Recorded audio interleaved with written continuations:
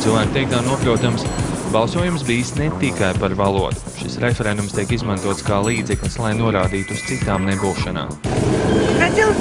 Gribētos, lai būtu labāk. Pensijas pielikt vismaz nesamazinātu.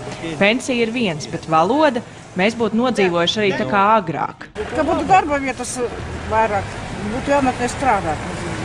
Bet šis referendums jau to nemainīs. Nu jā, nemainīs, ka kaut kas jau mainīs mums ko.